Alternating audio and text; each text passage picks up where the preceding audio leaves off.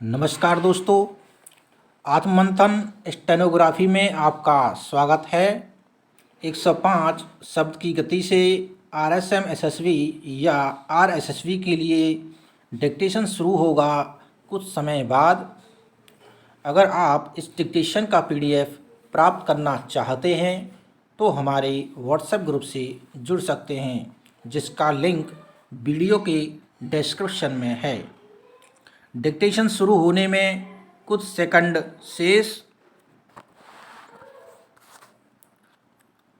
Start. अनुशासन शब्द शासन में अनु उपसर्ग के जुड़ने से बना है। इस तरह अनुशासन का शाब्दिक अर्थ है शासन के पीछे चलना विराम। प्राय माता पिता एवं गुरुजनों के आदेशानुसार चलना ही अनुशासन कहलाता है, किंतु यह अनुशासन के अर्थ को सीमित करने जैसा है विराम। व्यापक रूप से देखा जाए तो स्वशासन अर्थात आवश्यकतानुरूप स्वयं को नियंत्रण में रखना भी अनुशासन ही है विराम। अनुशासन के व्यापक अर्थ में शासकीय कानून के पालन से लेकर सामाजिक मान्यताओं का सम्मान करना ही नहीं, बल्कि स्वस्थ रहने के लिए शारीरिक नियमों का पालन करना भी सम्मिलित है विराम। इस तरह सामान्य एवं व्यावहारिक रूप में व्यक्ति जहाँ रहता है वहाँ के नियम कानून एवं सामाजिक मान्यताओं के अनुरूप आचरण एवं व्यवहार करना ही अनुशासन कहलाता है विराम। जैसा कि प्रारंभ में बताया गया है, अनुशासन का अर्थ होता है शासन के पीछे चलना। इस अर्थ से देखा जाए तो जैसा शासन होगा वैसा अनुशासन होगा विराम। इस प्रकार यदि कहीं अनुशासनहीनता व्याप्त है तो कहीं न कहीं इसमें अच्छे शासन का अभाव भी जिम्मेदार होता है विराम। यदि परिवार के मुखिया का शासन सही नहीं है तो परिवार में अव्यवस्था व्याप्त रहेगी ही विराम।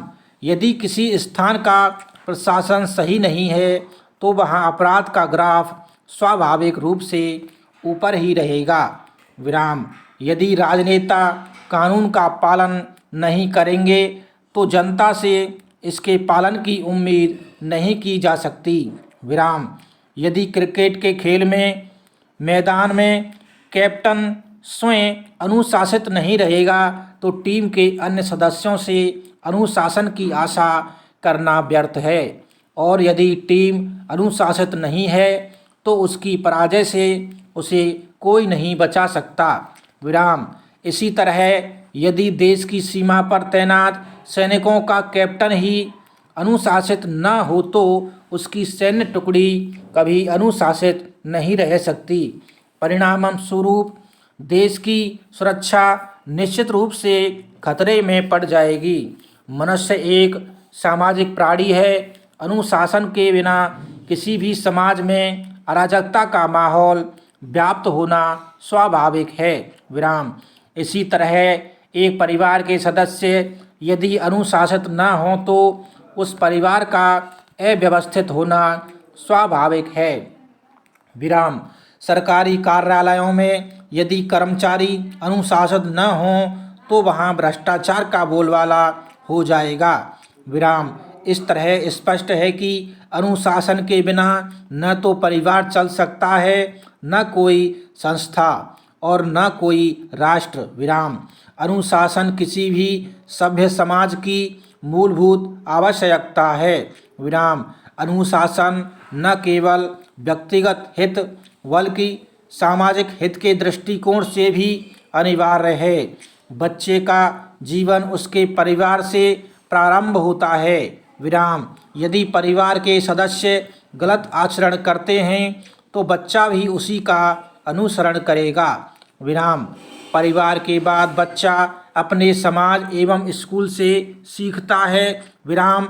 यदि उसके साथियों का आचरण खराब होगा तो उससे उसके भी प्रभावित होने की पूरी संभावना बनी रहेगी विराम। यदि शिक्षक का आचरण गलत है तो बच्चे कैसे सही हो सकते हैं।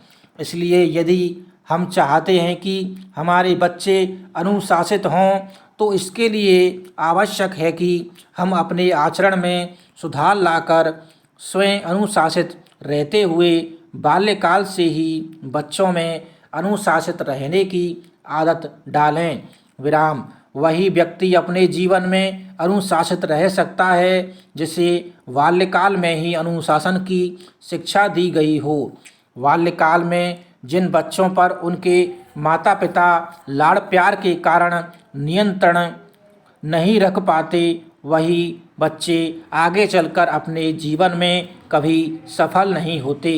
विराम अनुशासन के अभाव में कई प्रकार की बुराइयां समाज में अपनी जड़ें विकसित कर लेती हैं। विराम नित्य प्रति होने वाले छात्रों के विरोध प्रदर्शन, परीक्षा में नकल, शिक्षकों से बदसलूकी अनुशासनहीनता के ही उदाहरण हैं। विराम इसका खामियाजा उन्हें बाद में जीवन की असफलताओं के रूप में भुगतना पड़ता है, किंतु जब तक वे समझते हैं तब तक देर हो चुकी होती है। विराम यदि कोई संगीत में निपुण होना चाहता है तो उसे नियमित रूप से इसका अभ्यास करना ही पड़ेगा। विराम खिलाड़ी बनने के लिए व्यक्ति को नियमित रूप से शारीरिक व्यायाम करने के साथ साथ अपने आहार व्यवहार का भी ध्यान रखना पड़ता है। विराम यदि मनुष्य अपने खान पान का ख्याल न रखे तो उसका शरीर भी उसका साथ नहीं देता और अनेक प्रकार की बीमारियों के कारण उसे कई प्रकार के कष्टों को भोगना पड़ता है।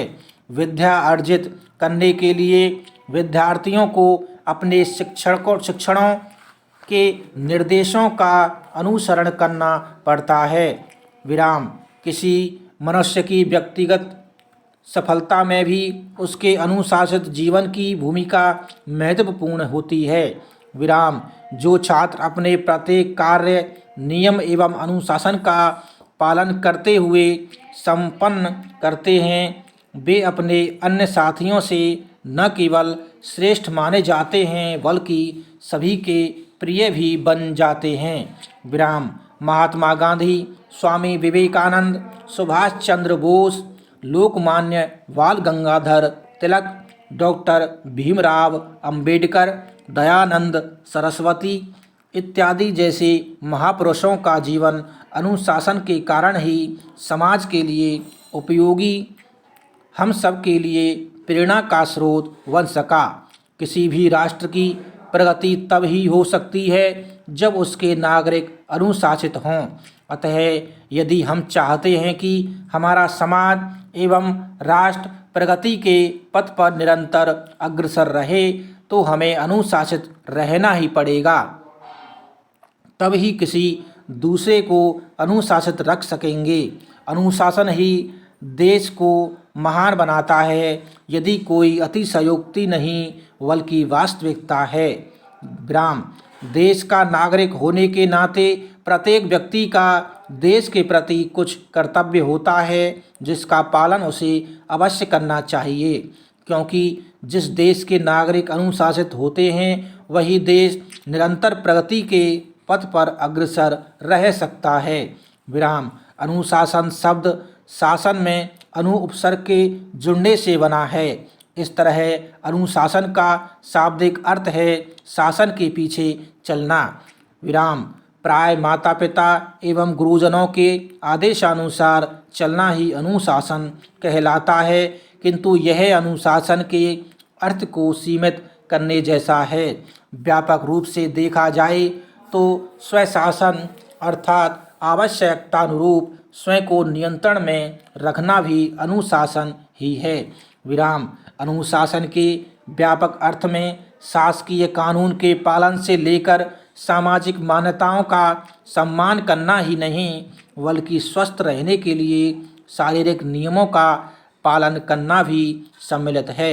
विराम इस तरह सामान्य एवं व्यावहारिक रूप में व्यक्ति जहाँ रहता है वहाँ के नियम कानून एवं सामाजिक मान्यताओं के अनुरूप आचरण एवं व्यवहार करना ही अनुशासन कहलाता है।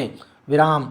जैसा कि प्रारंभ में बताया गया है, अनुशासन का अर्थ होता है शासन के पीछे चलना। इस अर्थ से देखा जाए तो जैसा शासन होगा वैसा ही अनुशासन होगा। विराम।